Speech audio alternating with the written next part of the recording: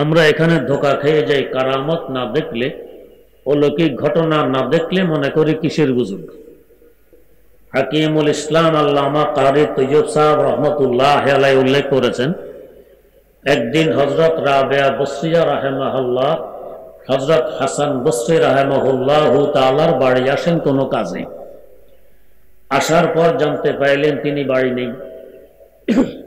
না থাকলে কোথায় থাকেন রাবেয়ার জানা আছে, নদীর তীরে। রাবেয়া দজলা নদীর তীরে গিয়ে দেখেন হযরত হাসান পানির উপরে জানামাজ বিছিয়ে নামাজ পড়তেছেন, ডুবতেছেন না। এ দেখে রাবেয়া বাতাসের উপরে জানামাজ বিছিয়ে তিনিও নামাজ আরম্ভ করলেন, পড়তেছেন না। নামাজ শেষ করে বললেন, হুজুর, পানির উপরে ভাসতে পারা যদি বুজুর্গি হয়, তো শুকনো পাতা পানির উপরে ভাসে, এরা বড় বুজুর্গ।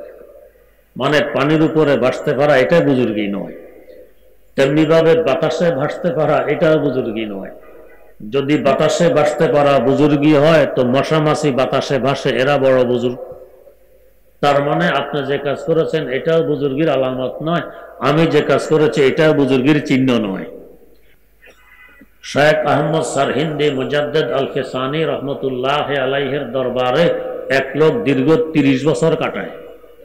এরপর গাট্টি গোট্টা ব্যান্ডে রওনা হয়েছে, আর এখানে থাকবে না। হযরত কারণ জানতে চাইলে বলে, আপনার বুজুর্গির কথা শুনে এসেছিলাম, দীর্ঘ 30 বছর আপনার খেদমতে রইলাম, কোনো অলৌকিক ঘটনা দেখলাম না, কোনো কারামত দৃষ্টিগোচর হলো না, তাই নিরাশ হয়ে চলে যাচ্ছি। হযরত জিজ্ঞেস করলেন, এই 30 বছরে আমার থেকে সুন্নত পরিপন্থী কোনো কাজ দেখেছ?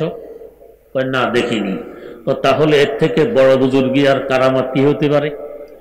ওই লোকটি যেন হযরতকে দোয়া দিতেছে, এ কথা বলে যে, জাযাকাল্লাহ কে চশমম বাজ কর দি, মোরা বাজান জা হাম রাজ কর দি, মোরা বাজান জা হাম রাজ কর দি।